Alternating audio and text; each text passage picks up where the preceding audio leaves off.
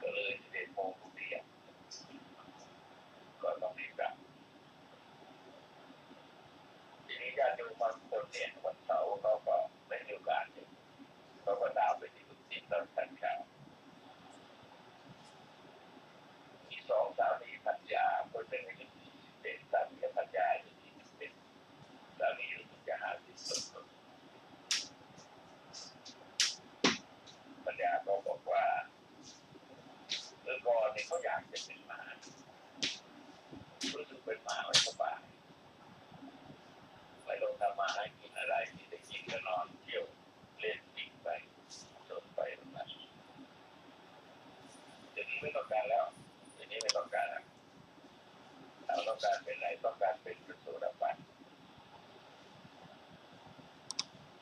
แล้วก็สามีนั้นต้องการบรรลุอนาคามีถามว่าทำไมถึงอยากจะเป็นพระอนาคามีแกบอกว่าต้องการจะดูว่าภาวะจะเป็นยังไงต้องการก็ได้นะฮะแต่ว่ามันเป็นผลจากความพยายามถึงขั้นที่จะเป็นพระโสดาบันที่จะเป็นพระสกทาคามี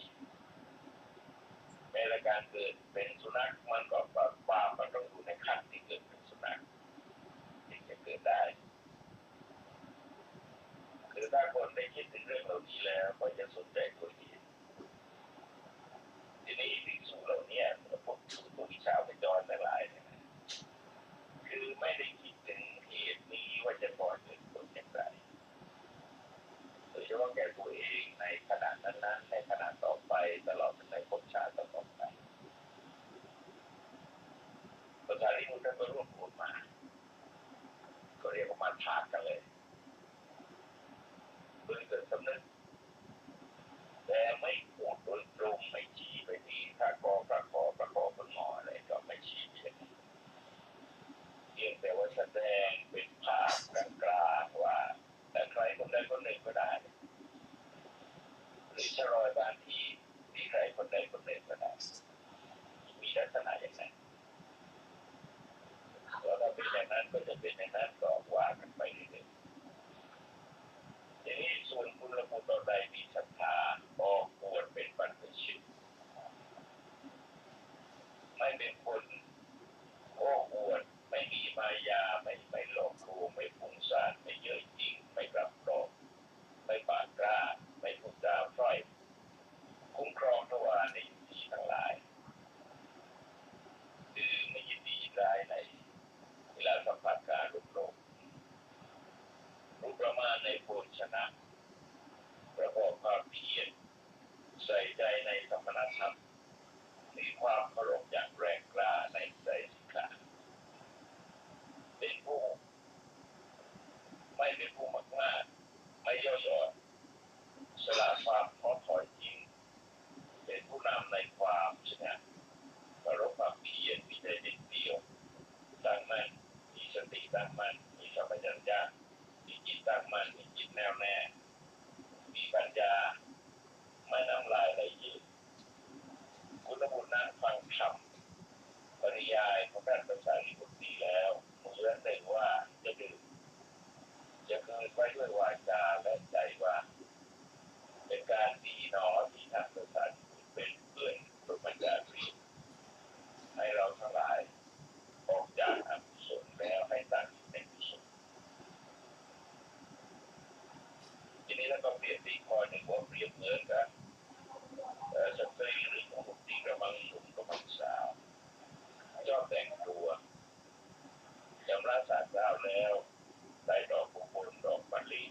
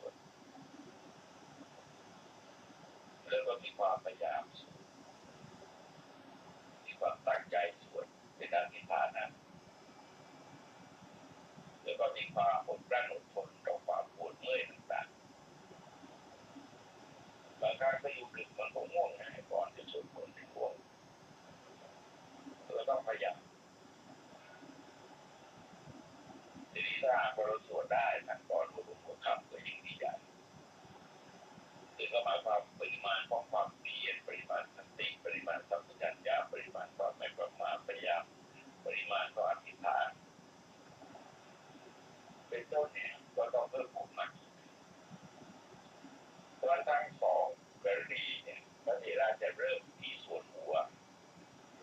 หรือส่วนหัวที่เป็นกุศลแล้วก็ส่วนลำตัวส่วนหางรวมเป็นแถวเนี่ยมันจะเป็นอกุศลจะเป็นแถวคือเริ่มต้นที่ไม่มีศรัทธาไม่มีศรัทธาเนี่ยมันลงละลายนะมันไปไม่ได้ก็เลยเพราะว่ามันจิตมันไม่กล้าไปสมมติว่าเราจะไปในวัดหนึ่งเขาก็พูดถึงความศักดิ์สิทธิ์ของหลวงพ่อองค์นั้นองค์นี้องค์โน้นของพระพุทธรูปก็ได้แต่เราไม่มีพื้นฐานศรัทธาในเรื่องนี้คือก็เข้าไปเราก็อย่างนี้ก็รออยู่ข้างนอกไม่เข้าไปนะเพราะผู้ศรัทธามันก็แบบเดียวกับฉันทานแบบเดียวกับฉันทานหรือว่าพอใจถ้าเราไม่พอใจในความพยายามมันไม่เกิดเมื่อไม่พยายามจิตใจก็ไม่จดจ่ออยู่กับเรื่องเมื่อจิตใจไม่จดจ่อการจะใช้ผลสติปัญญาพิจารณามันก็ไม่มีอะไรให้พิจารณาในสุดที่ในบาทมันก็ไม่เกิดเลยกันสอนเพราะข้อแรกโดยสัมผัสนี่ไม่นำบางทีเราเกิดความพอใจบางทีใช้วิมังสาพิจารณาโดยเหตุโดยผลในเรื่องเหล่านั้นแล้วก็เกิดพอใจแต่พลังมันไม่พอมันไม่ยอมขับเคลื่อนอยากจะลุกแต่ไม่อยากจะแต่บางทีคิดจะลุกขึ้นเนี่ยมันน้อยกว่าความเกียรติที่อยากจะนอนต่อในสุดก็ต้องลงนอนต่อมันกล้าเลื่อนไปไม่ได้แล้วพวกนี้ผมเพิ่มมันก็แบบน้ำที่ในแม่น้ำที่ผมเพิ่มสูงขึ้นเรื่อยๆพอรถผมขึ้นเนี่ย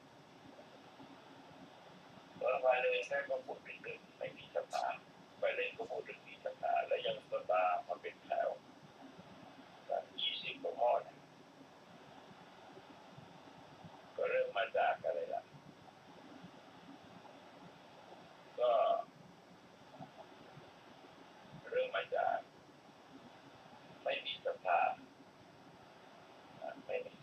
บาตาแล้วก็ไปกันเป็นแถวไปเลยนี่ก็เป็นตัวอย่างเห็นว่าที่ทรงแสดงไว้โดยสรุปว่ากุศลธรรมอย่างใดอย่างหนึ่งที่บุคคลให้บังเกิดขึ้นแล้วกุศลธรรมอย่างอื่นที่ยังไม่บังเกิดเป็นบังเกิดขึ้นที่บังเกิดขึ้นแล้วก็จะเพิ่มออกมากยิ่งขึ้นเดี๋ยวการให้กระทำความเปลี่ยนให้มากและกุศลธรรมก็เหมือนกันเมื่อกุศลธรรมเราได้เราหนึ่งบังเกิดขึ้นกุศลอย่างอื่นที่ยังไม่บังเกิดมันก็บังเกิดเดี๋ยวเกิดแล้วก็จะเพิ่มออกมากยิ่งขึ้นเดี๋ยวก็ละเกณฑ์โทษก็ไม่ตระเกณฑ์โทษมันก็ก่อให้มันยึดครองจิตใจของเราได้แต่ถ้าเราเห็นโทษก็พยายามลดละให้บรรเทาความลงไปนี่ก็เป็นหลักการที่เราต้องเกี่ยวข้องกับกุศลธรรมหรือกุศลธรรมที่เกิดขึ้นภายในจิตของบุคคลด้วยความทั้งหลายเสียงธรรมจากมหาวิทยาลัยศรีปทุมในวันนี้ขอยุติไว้ในเวลาเพียงเท่านี้ที่สุดนี้ขอความเจริญ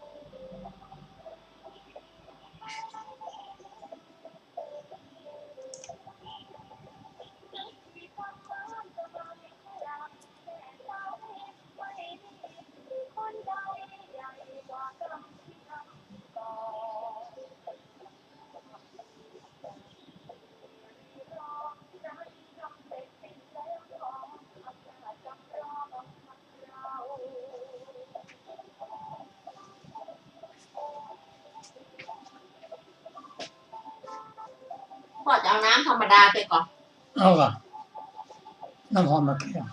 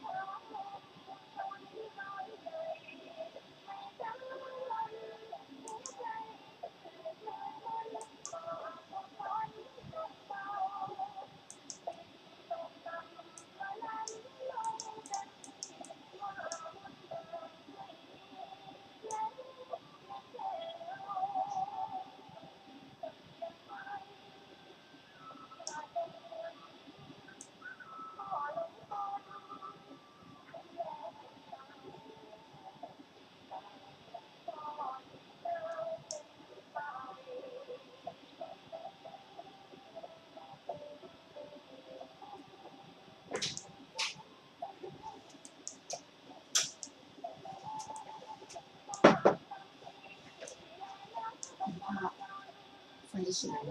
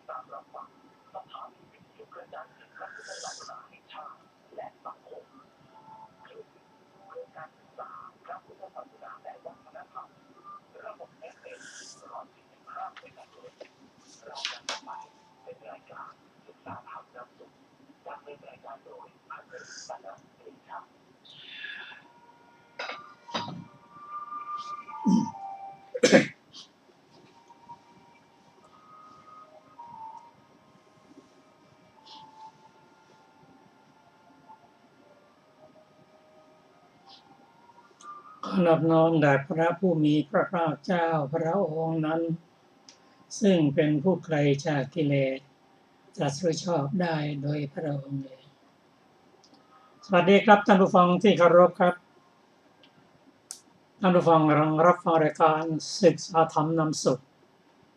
มีเสนอแก่ท่านผู้ฟังทุกวันเสาร์ตั้งแต่เวลา 15 นาฬิกาถึง 16 นาฬิกาดำเนินรายการโดยกระผมมเอกธนัทเดชะมีอาจารย์สรภาเดชะเป็นผู้ร่วมรายการวันนี้เราได้นำมัตไตรปิฎกฉบับอรรถกถาเล่มที่ 30 มาศึกษากันจากที่ผ่านมาเราได้ศึกษาหลายพระสูตรติดต่อกันวันนี้เราจะมาทบทวนถึงพระสูตรที่เราได้ศึกษาไปแล้วเริ่มตั้งแต่เอกขุสูตรมีอยู่ที่หน้า379ของเล่มที่30พระสูตรนี้ พระองค์ตรัสแก่ภิกษุรูปหนึ่งซึ่งมาทูลขอกรรมฐานเพื่อที่จะน้อมไปปฏิบัติอย่างเคร่งครัดแต่ที่ผ่านมาภิกษุบางองค์ตรัสว่ารับกรรมฐานจากพระพุทธเจ้าแล้วก็ไม่รีบดำเนินการไปทางโน้นบ้างทางนี้บ้างซึ่งพระองค์ทรงกำชับภิกษุนั้นถวายบังคมกราบทูลว่าขอพระองค์ประทานโอกาสขอพระองค์โปรดแสดงธรรมโดยย่อที่ข้าพระองค์ได้ฟังแล้วเข้าใจจะพึงเป็นผู้เดียวหลีกไปจากหมู่ไม่ประมาทมีความเพียรมีใจเด็ดเดี่ยวแท้พระพุทธเจ้าให้กรรมฐานแล้วองค์ตรัสว่า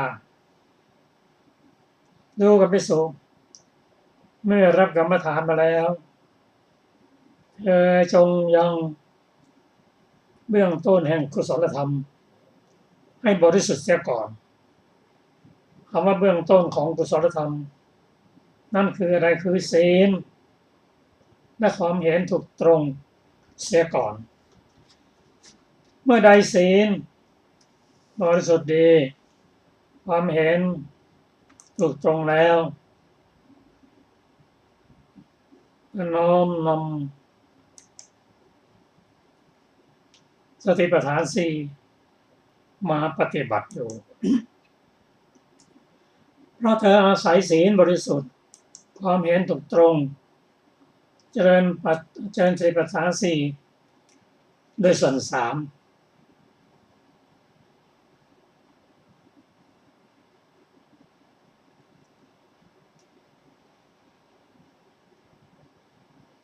องค์ตรัสว่าการเจริญสติปัฏฐาน4นั้นโดยส่วน3เป็นอย่างไร พิจารณากายเวทนาจิตและธรรมทั้งภายในทั้งภายนอกทั้งภายนอกและภายในอันนี้เป็นการเจริญสติปัฏฐานสี่โดยส่วนสามเป็นผู้มีความเพียรมีสัมปชัญญะมีสติกำจัดอวิชชาและโทมนัสในโลกเสียได้เอโซนั้นชื่นชมยินดีพระภาษิตของพระผู้เป็นเจ้าถวายบังคมกระทำประทักษีและหลีกไปเธอเป็นผู้เดียวหลีกออกจากหมู่ไม่ประมาทมีความเพียรมีใจเด็ดเดี่ยวไม่นานนะก็ทำไม่แจ้งซึ่งที่สุดแห่งพรหมจรรย์อันยอดเยี่ยมซึ่งกุลบุตรทั้งหลายผู้ออกบวชเป็นบรรพชิตโดยชอบต้องการนั้น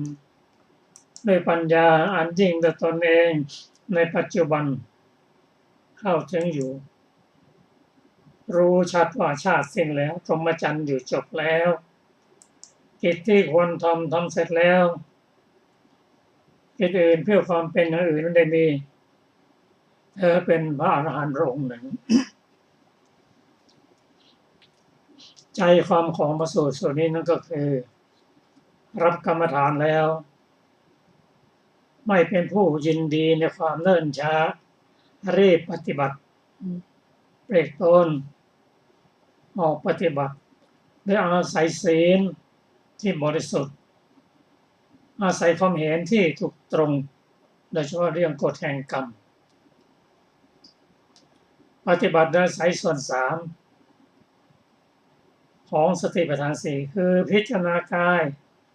เวทนาจิตและธรรมส่วนที่หนึ่งก็คือพิจารณาตนเองไม่ตนเองส่วนที่สองพิจารณาในผู้อื่น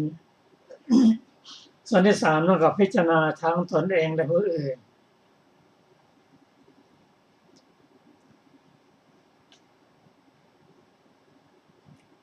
เยซูนั้นก็จะปฏิบัติโดยปัญญาอันยิ่งของตนในที่สุดภิกษุนั้นก็จะรู้ชัดว่าชาติสิ้นแล้วพรหมจรรย์อยู่จบแล้ว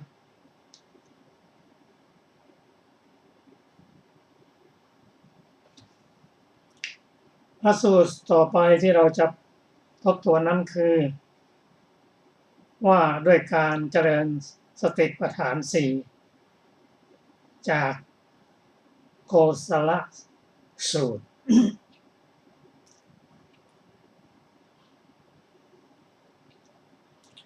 พระพุทธเจ้าได้ตรัสเรียกภิกษุทั้งหลายแล้วตรัสพระพุทธภาษิตนี้ว่าดูก่อนภิกษุทั้งหลายภิกษุทั้งหลาย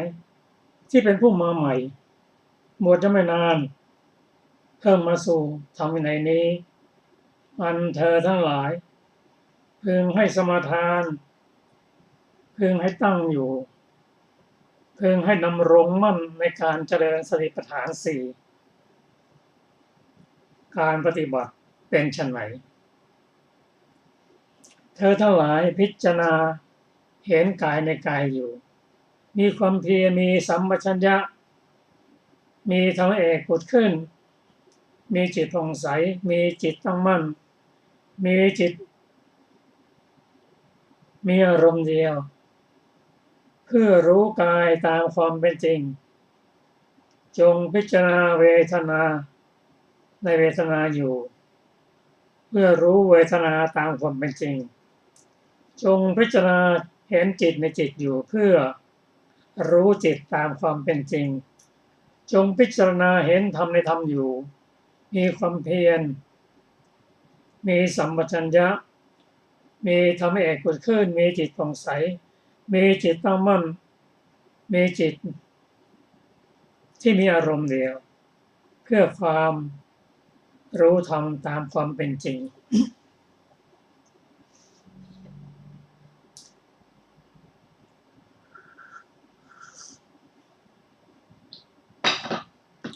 ในพระสูตรสูตรนี้พระองค์ทรงแสดงแก่ภิกษุผู้บวชใหม่ภิกษุผู้เป็นเสขบุคคลและภิกษุผู้เป็นอเสขบุคคลทุกระดับแต่ระดับผู้มาใหม่นั้นพระองค์ตรัสว่าให้สมทานสติปัฏฐานสี่รับกรรมฐานแนวเรียบปฏิบัติไม่ยินดีในความเนิ่นช้าเป็นผู้มีศีลบริสุทธิ์เป็นผู้มีความเห็นบริสุทธิ์แล้วพิจารณาเห็นกายในกายอยู่คำว่ากายในที่นี้ในด้านบัญญัติหมายตั้งแต่ผมขนเล็บฟันหนังทั้งหมดอาการ32ทั้งหมดพิจารณาเห็นกายว่ากายนี้ประกอบด้วยธาตุดินธาตุน้ำธาตุไฟธาตุลมมีความแปรปรวนไปเป็นธรรมดามีการแตกดับไปในที่สุดนั่นก็คือรูปนั่นเองซึ่งมีการแตกสลายเป็นลักษณะมีการแยกออกจากการได้เป็นกิจมีอพยากตะเป็นผลมีนามจิตสิกเป็นเหตุใกล้กายนี้แตกสลายเป็นแน่นอนซึ่งบางพระสูตรพระองค์ตรัสว่าร่างกายเหมือนกับฟองน้ำตอนแรกก็เป็นฟองเล็กๆแล้วก็ไหลไปตามน้ำโตขึ้นบางทีก็แตกในระหว่างทางแต่ถ้าไม่แตกก็จะต้องแตกต่อไป แม้ถึงมหาสมุทรก็ต้องแตกอันนี้คือร่างกาย ในฟองน้ำนั้นพิจารณาให้ดีแล้วจะเห็นว่ามีการแตกสลายตลอดเวลาเราจะรู้หรือไม่รู้ก็ตามและในกายนั้นเป็นที่อาศัยของหมู่สัตว์เล็กๆเหมือนฟองน้ำที่เป็นที่อาศัยของสัตว์น้ำเล็กๆในร่างกายมีเป็นหมื่นๆชนิดอาศัยอยู่มันเกิดที่นั่นตายที่นั่นป่วยที่นั่นกินอาหารที่นั่นลงไม่บานอยู่ในกายนั่นแหละมีการแปลเปลี่ยนไปเป็นธรรมดาก็ธาตุดินนั้นมันได้แก่ผมขนเล็บฟันหนังนั้นมีการเปลี่ยนแปลงไปตลอดเวลาทนอยู่ไม่ได้เพราะอยู่ในธรรมนิยามอนิจจังทุกขังอนัตตา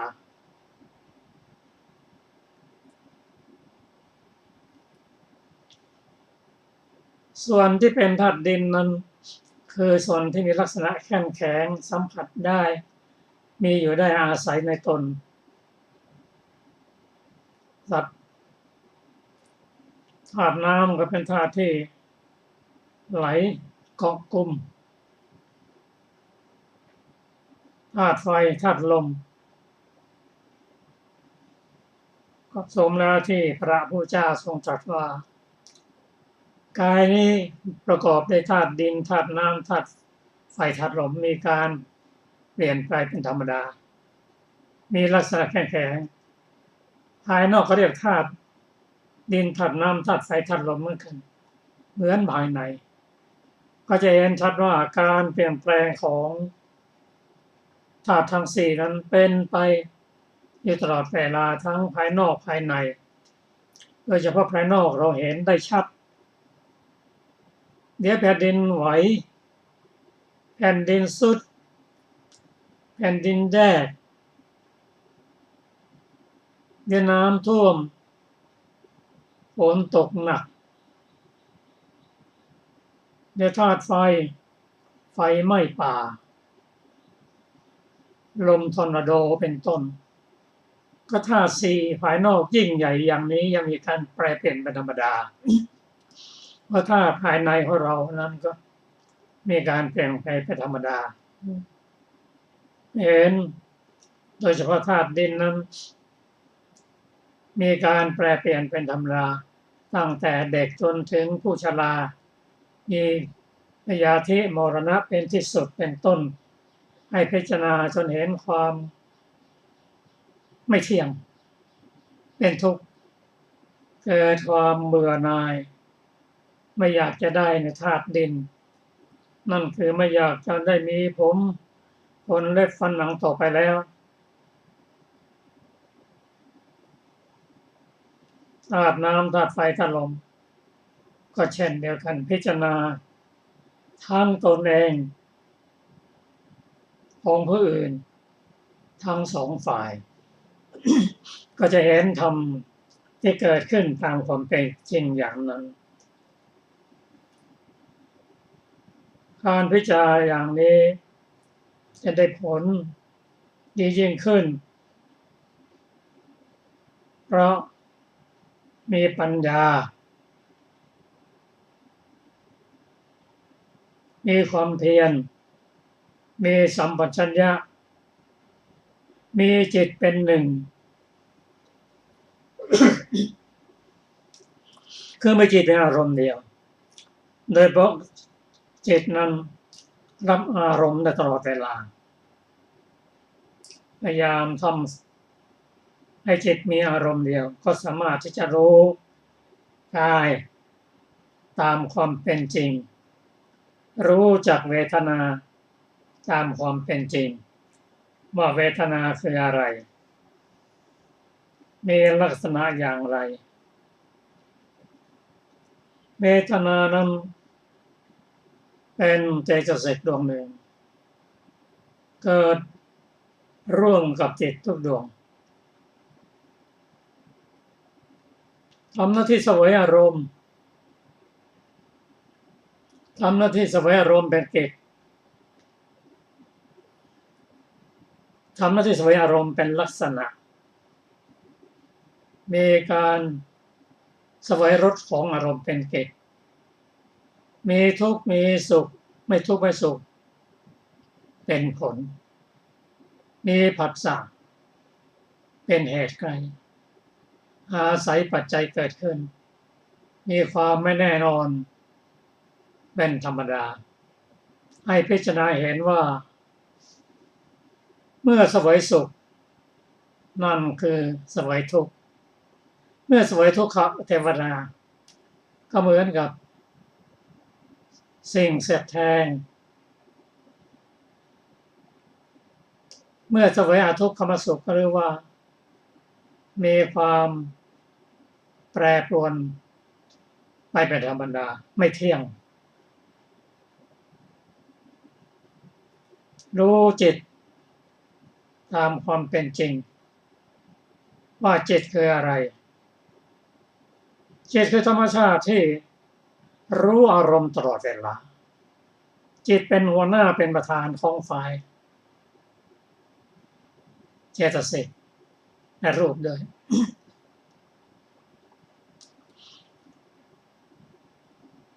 จิตนั้นมีการเกิดดับอย่างรวดเร็ว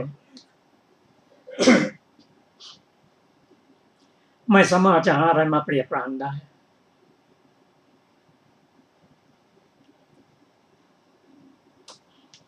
เป็นผู้ที่ต่อระหว่างภพเก่ากับภพใหม่จิตนั้นมีสังขารเป็นเหตุไกล จิตนี้รับอารมณ์รวดเร็วยังมีโลภะโทสะโมหะฟุ้งซ่านทีนมิทะแปรปรวนได้ตลอดเวลาให้รู้ว่าจิตเขาเป็นอย่างนั้นให้รู้จักจิตตามความเป็นจริงแม้จิตนั้นก็เกิดขึ้นพออาศัยปัจจัยเป็นเหตุถ้าไม่มีปัจจัยแล้วจิตก็เกิดขึ้นไม่ได้ ไม่เที่ยงเป็นทุกข์ให้เกิดความเบื่อหน่ายในจิตแม้ในธรรมอันประกอบด้วยการพิจารณาทั้งรูปและนามธรรมนั้นประกอบด้วยนิวรณ์ห้า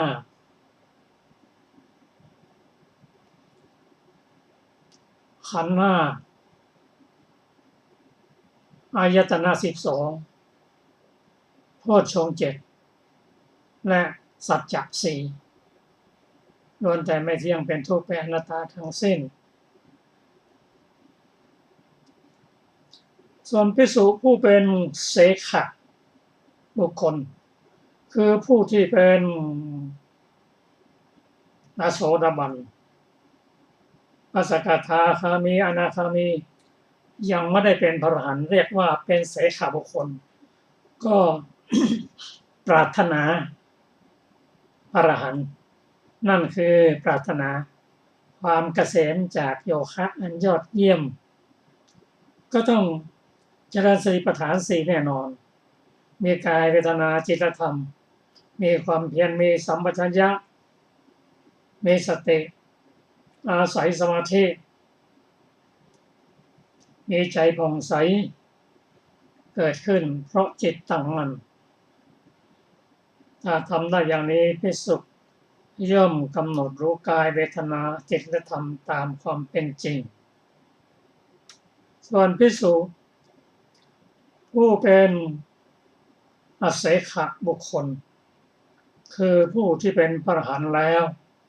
ก็ยังต้องเจริญสติปัฏฐาน4อยู่เพื่ออะไร ถึงแม้ว่าท่านอยู่จบพรหมจรรย์ทำกิจที่ควรทำเสร็จแล้วปรงภาระแล้วมีประโยชน์ตนถึงแล้วได้ลำดับสิ้นสังโยชน์ที่นำไปสู่ภพสังโยชน์นั้นได้แก่สังโยชน์10ซึ่งพระอรหันต์ท่านตัดได้เด็ดขาดแล้ว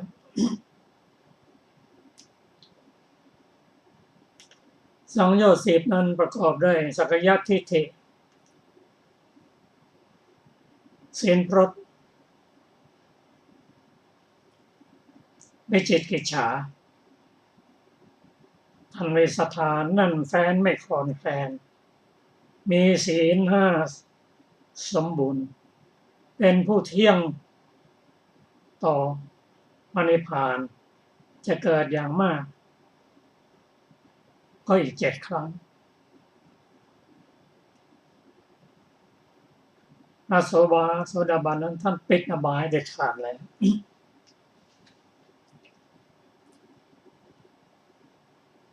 สังโยชน์ต่อมาก็คือกามราคะ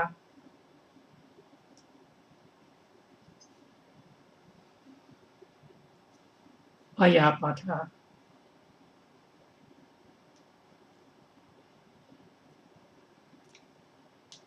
พร้อมกับสังโยชน์เบื้องต่ำ3พระอนาคามีท่านตัดได้แล้ว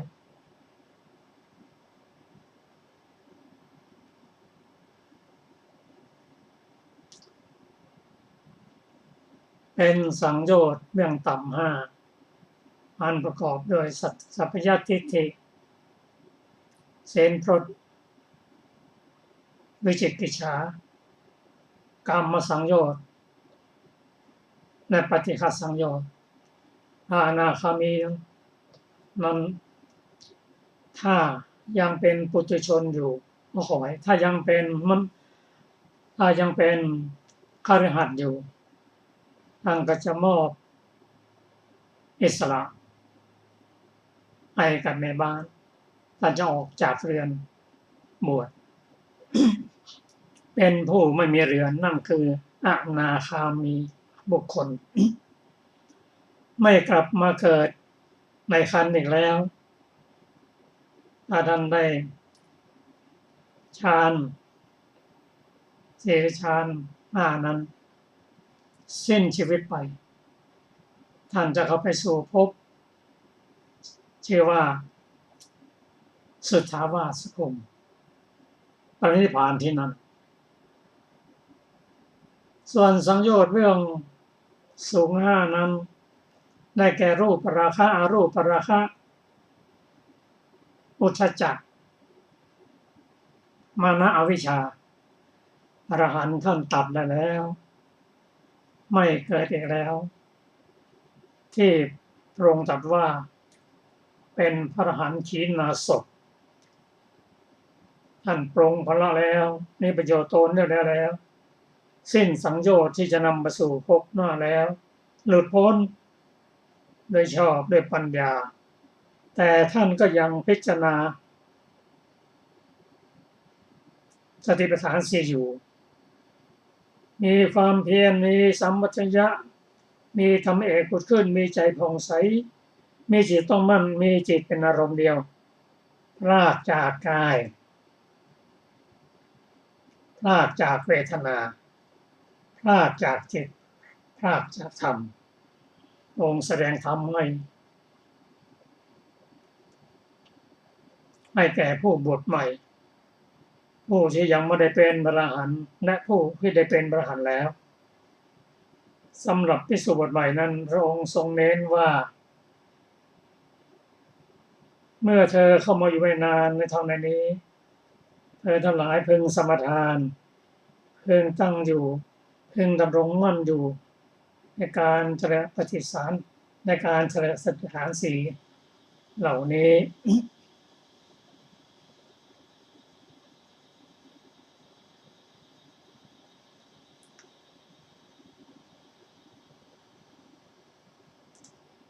มาสู่ต่อไป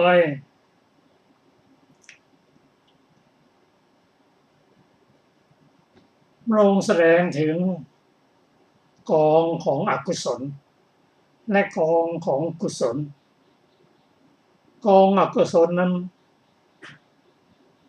อยู่ในอกุศลราศีสูตรในเล่มเดียวกันหน้า384กองอกุศลนั้นได้แก่อะไรพระองค์ตรัสว่ากองอกุศลถ้าจะกล่าวให้ถูกต้องก็คือนิวรณ์ห้าเพราะกองอกุศลทั้งห้านี้ได้แก่อะไรมั่งได้แก่กามฉันทะนิวรณ์หนึ่งพยาบาทนิวรณ์หนึ่งถีนมิทะนิวรณ์หนึ่งอุทธัจจะอุปจานิวรณ์หนึ่งวิจิกิจฉานิวรณ์หนึ่งดูก่อนภิกษุทั้งหลายนี่คือกองอกุศลทั้งห้าซึ่งจะว่าไปแล้วกองนี้มีทั้งโลภะโทสะโมหะมานะทิฏฐิภิกษุสามารถจะกดข่มนิวรณ์ห้าด้วยฌานแต่ไม่สามารถจะตัดได้เป็นสมุจเฉทหรือตัดได้เด็ดขาดผู้กบคนนิวรณ์ห้านั้นก็ถือว่าเป็นผู้ที่มีทุลีในตาน้อยแต่เมื่อไรก็ตามออกจากฌานนิวรณ์ห้าย่อมกลับเข้ามาอีก ซึ่งท่านเปรียบว่าเหมือนกับก้อนหินทับหญ้าเมื่อยกก้อนหินออกแล้วหญ้าก็เจริญงอกงามจะตัดได้อย่างไรตัดได้ด้วยปัญญาในอรหัตตมรรคเท่านั้นหรือพูดง่ายๆว่าพระอรหันต์บุคคลเท่านั้นท่านจะตัดนิวรณ์ห้าได้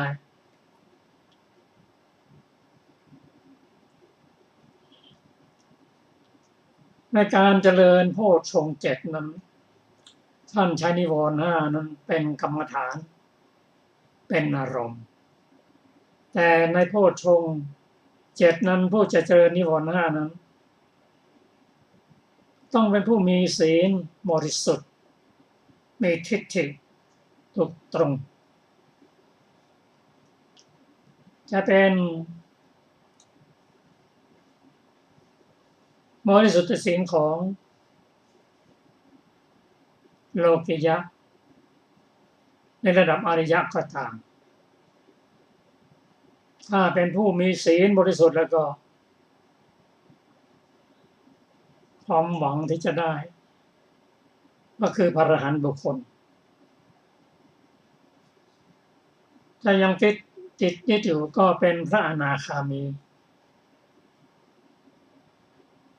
หรือถ้าเรามองดูให้ดีเลยว่าภิกษุผู้มีศีลบริสุทธิ์เจริญโพชฌงค์ 7นั้นอย่างต่ำก็ได้อนาคามีถามว่าข้ามโสดาบันข้ามสกิทาคามีไม่เป็นการกระโดดข้ามขั้นหรือไม่เป็นการศึกษาตามลำดับหรือเปล่า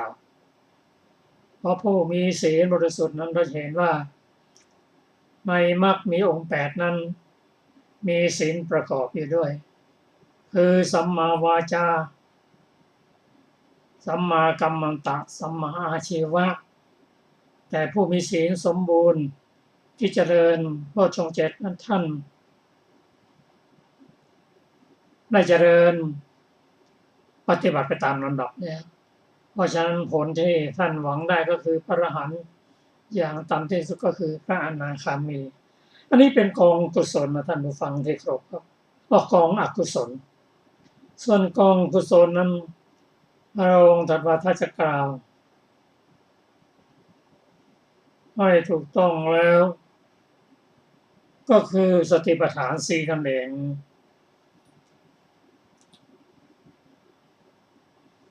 สติปัฏฐาน4นั่นก็คือภิกษุในธรรมในนี้ย่อมพิจารณาเห็นกายในกายอยู่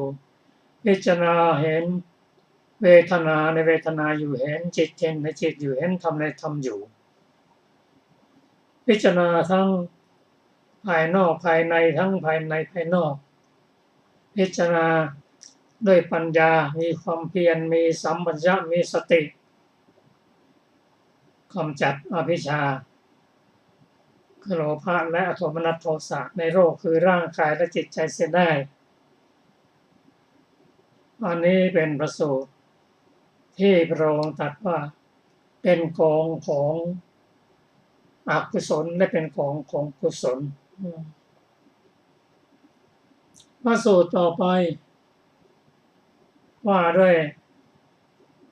อารมณ์เป็นที่โคจรในพระสูตรชื่อว่าสกุลนักชีสูตรเป็นเรื่องที่พระองค์ยกนกมูลไถมาประกอบเพื่อให้เข้าใจยิ่งขึ้น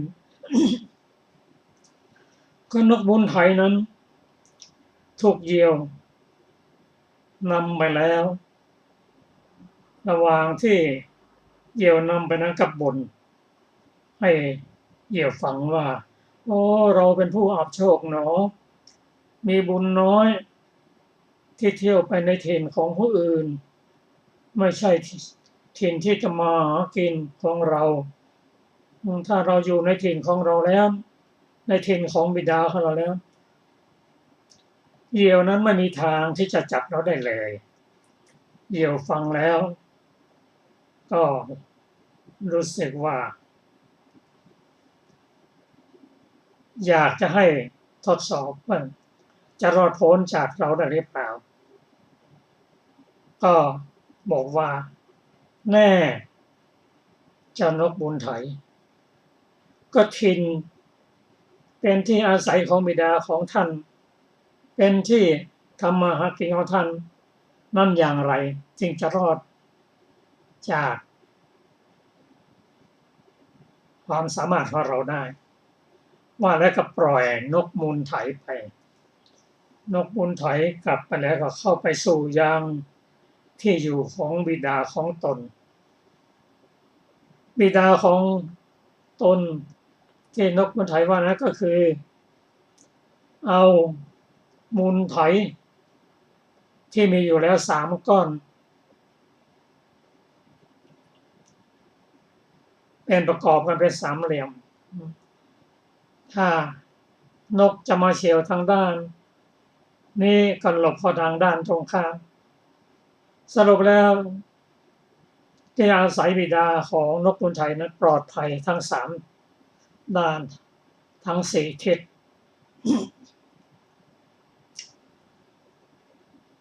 และก็ประกาศว่ามาเถิดเจ้านกมาเถิดเจ้าเหยี่ยวเราพร้อมแล้วเหยี่ยวนั้นทะนงตนเห็นนกคันไทยนกหมุนไทยแล้วห่อปีกลงโฉบจะโฉบเอานกบุญไทยนกบุญไทยก็สบเข้าหลบซ่อนในใต้ก้อนดินไถนั้นเหยี่ยวเป็นผู้ประมาทลงมาด้วยความรวดเร็วเอาอกกระแทกกับก้อนดินหรือมูลไถนั้นอกแตกตายพอดีอันนี้ก็เป็นอุปมาอุปไมยที่พระองค์แสดงในสูตรนี้ที่สุดทินที่ไม่ใช่เป็นที่โคจรไม่ใช่เป็นดินแดนของบิดาของพวกเธอนั้นคืออะไรคือการมาคุณห้านั่นเองเธอออกไปประสบแล้วมีแต่อันตรายเท่านั้นทั้งรูปเสียงกลิ่นรสโผฏฐัพพะเธอประมาทเมื่อไหร่เข้าไปสู่ที่เรียกว่าอโคจรก็จะถูกกามคุณห้าถูกมานั้นทำได้ตามชอบใจส่วนสถานที่เป็นโคจรเป็นที่อยู่ประพฤติปฏิบัติเป็นที่เป็นบิดาของท่านมอบให้ก็คืออะไรคือสติปัฏฐานสี่นั่นเองนี่ก็เป็นใจความของพระสูตรนี้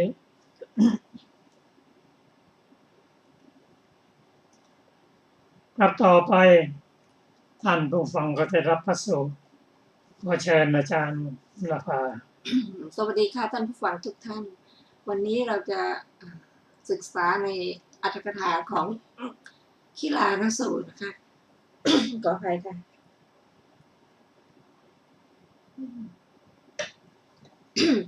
พึงทราบวินิจฉัยในขีลานสูตรที่9บทว่าเวลุวคามเกความว่ามีปารคามอยู่แห่งหนึ่งมีชื่ออย่างนี้ใกล้กรุงสาวัตถีเวสาลีณปารคามนั้นในบทว่ายถามิตตังเป็นต้นได้แก่มิตรทั้งหลายบทว่าสันทิฏฐานความว่าเพื่อนแรกพบร่วมกันในที่นั้นๆจัดเป็นมิตรที่ไม่มั่นคงนัก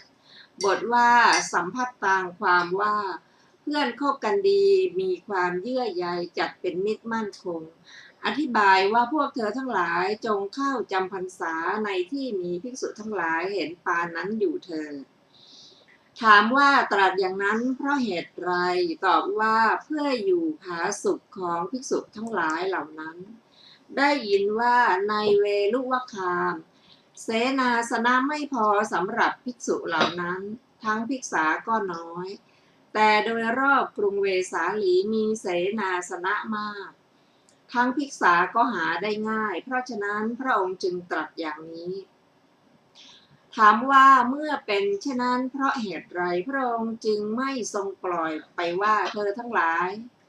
จงไปตามสบายเถิดตอบว่าเพื่ออนุเคราะห์ภิกษุทั้งหลายเหล่านั้นได้ยินว่าพระองค์ได้มีพระดำริอย่างนี้ว่าเราดำรงอยู่เพียงกึ่งเดือนจักปรินิพพานถ้าภิกษุทั้งหลายจักไปไกลเราทั้งหลายจักไม่อาจเห็นเราในเวลาปรินิพพานครั้งนั้นพวกเธอพึงมีความเดือดร้อนว่าเมื่อพระศาสดาปรินิพพานไม่ได้ประทานแม้เพียงสติแก่เราทั้งหลายถ้าเราทั้งหลายพึงรู้ก็ไม่พึงอยู่ไกลอย่างนี้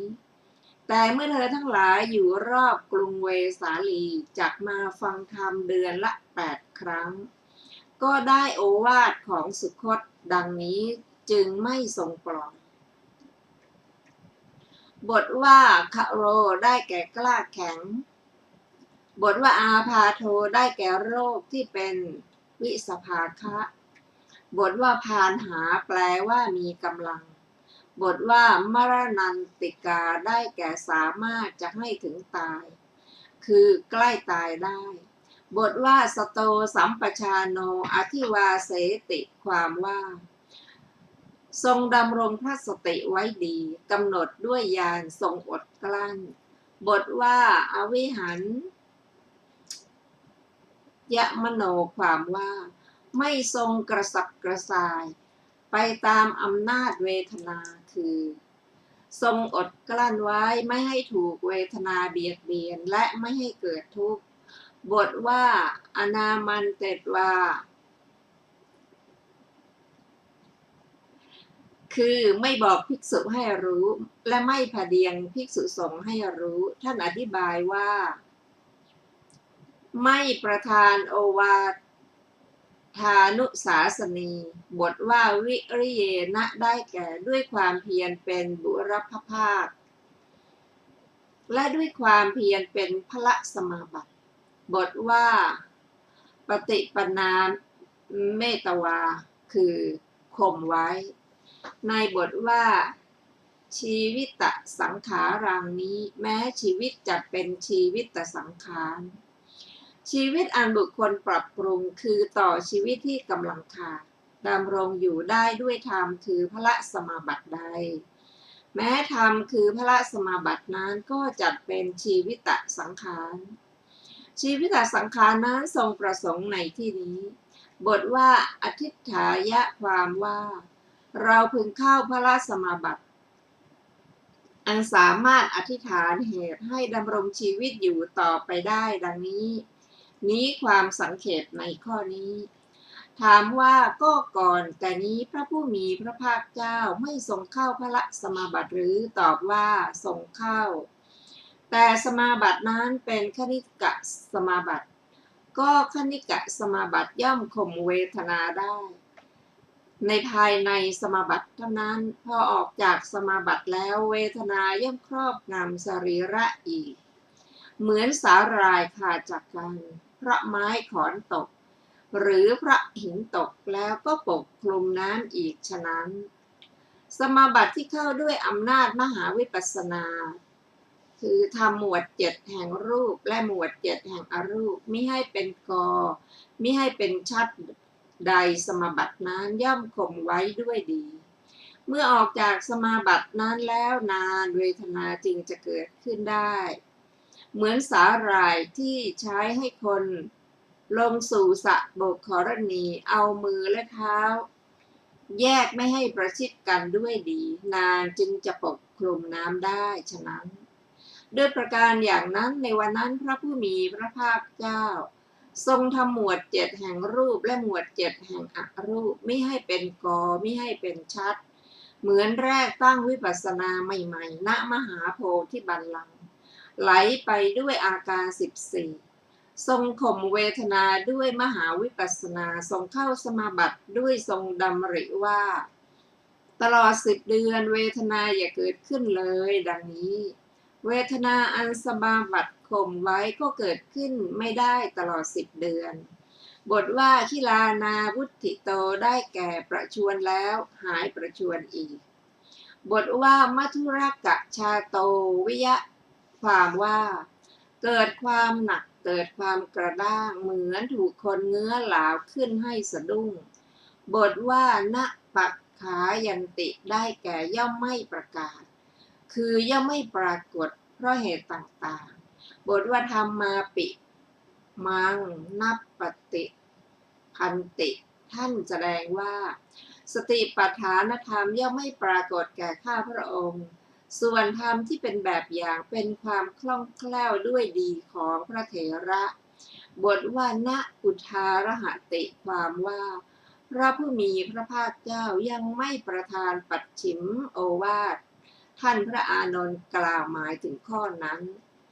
บทว่าอนันตรังอภาหิรังความว่าก็ภิกษุเมื่อไม่ทำธรรมทั้งสองด้วยอำนาจกรรมหรือด้วยอำนาจบุคคลคิดว่า เราจักไม่แสดงธรรมประมาณเท่านี้ชื่อว่ากระทำธรรมให้มีในภายในเมื่อคิดว่าจักแสดงธรรมประมาณเท่านี้แก่คนอื่นชื่อว่ากระทำบุคคลให้มีในภายนอกแต่เมื่อคิดว่าจักแสดงแก่บุคคลอื่นชื่อว่ากระทำบุคคลให้มีในภายในเมื่อคิดว่าจักไม่แสดงแก่บุคคลนี้ชื่อว่ากระทำบุคคลให้ในภายนอกอธิบายว่าเราไม่ทำอย่างนั้นแสดงธรรมบทว่าอาจาริยมุตติความว่าชื่อว่ากำมืออาจารย์ย่อมมีสำหรับพวกคนภายนอก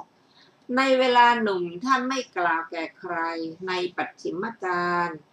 เมื่อนอนบนเตียงเป็นที่ตายจึงกล่าวแก่อันเตวาสิกผู้เป็นที่รักที่ชอบใจท่านแสดงว่าพระตถาคตไม่มีคำอะไรที่จะกำมือเก็บไว้อย่างนั้นว่าเราจะกล่าวคำนี้ในเวลาแก่ในเวลาครั้งสุดท้ายดังนี้บทว่าอาหังภิกขุสังฆังได้แก่ความว่าเราจักบริหารภิกษุสงฆ์หรือบทว่ามะมุตเทสิโกความว่าหรือว่าเราชื่อว่ามะมุตเทสิกะเพราะวิเคราะห์ว่ามีความเชิดชูด้วยอัดว่าอันภิกษุสงฆ์พึงเชิดชู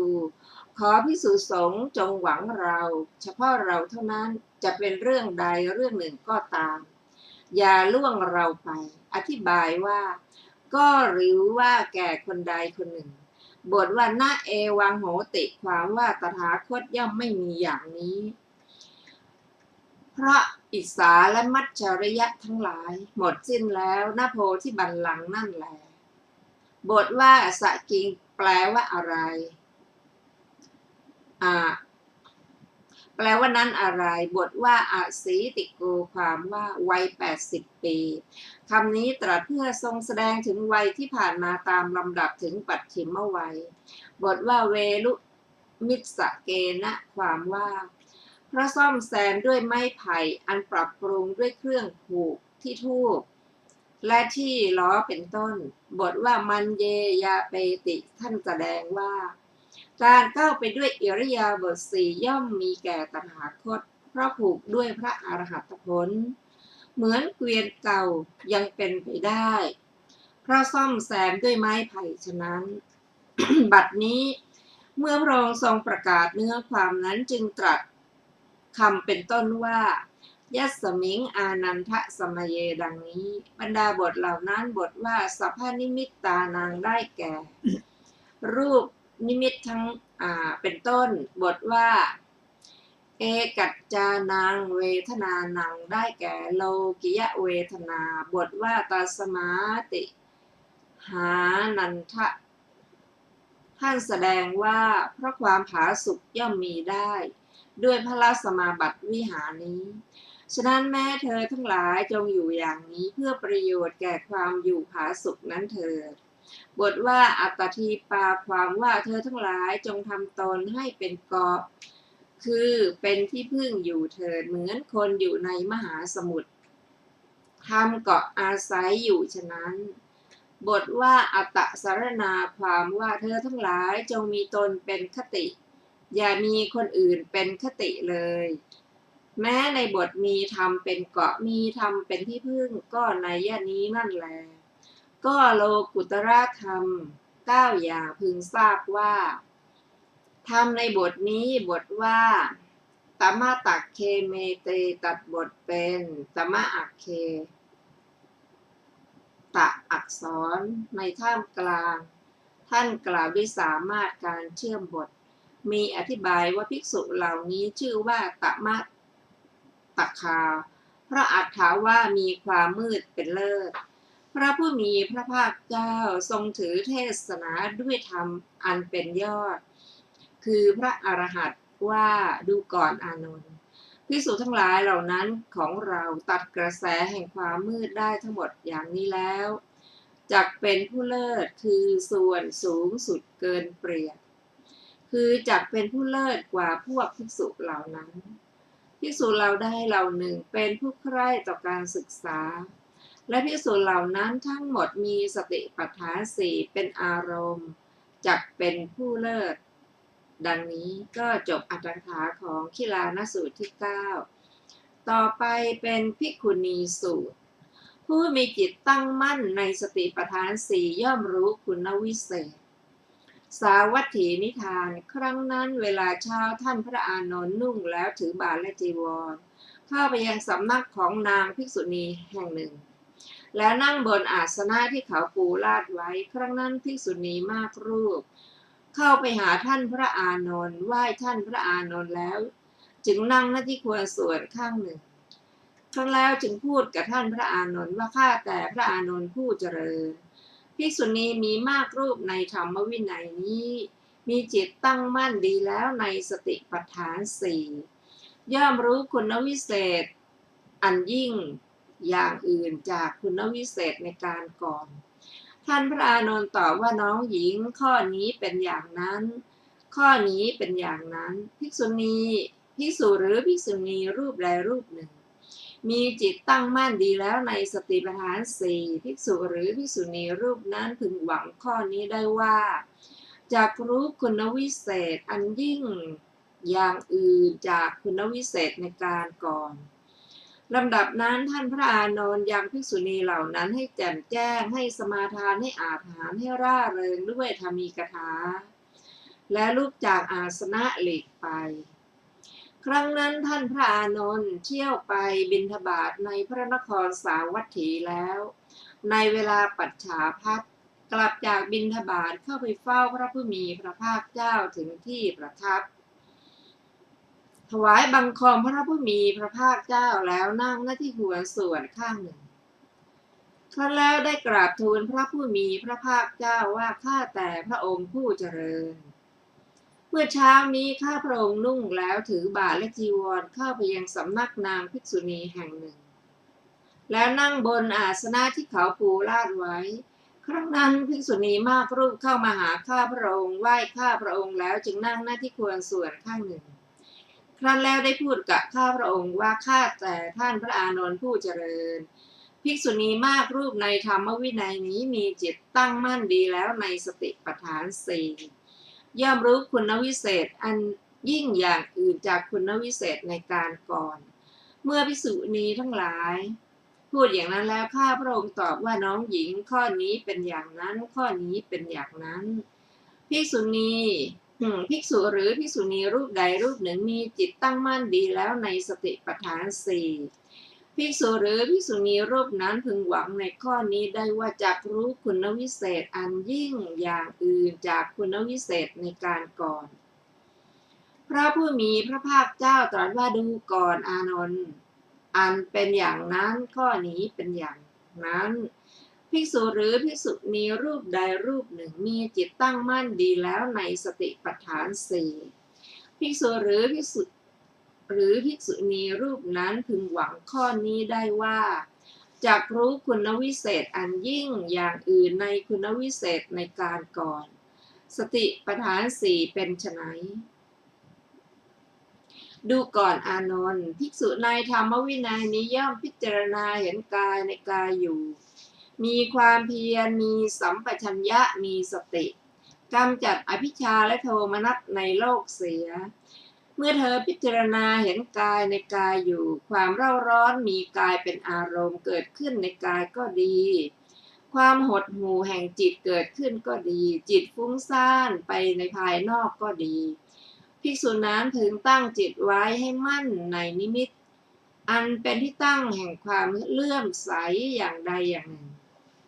เมื่อเธอตั้งจิตไว้มั่นในนิมิตอันเป็นที่ตั้งแห่งความเลื่อมใสอย่างใดอย่างหนึ่งปราโมทย์ย่อมเกิดเมื่อเธอ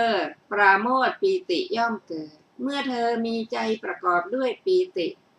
กายย่อมระงับเธอมีกายระงับแล้วย่อมเสวยสุขเมื่อเธอมีสุขจิตย่อมตั้งมั่นเมื่อเธอพิจารณาเห็นอย่างนี้ว่าเราตั้งจิตไว้เพื่อประโยชน์ใดประโยชน์นั้นสำเร็จแก่เราแล้วบัดนี้เราจะคุมจิตเธอคุมจิตไว้และไม่ตรึกไม่ตรองย่อมรู้ชัดว่าเราไม่มีวิตกไม่มีวิจารมีสติในภายในเป็นผู้มีความสุขดังนี้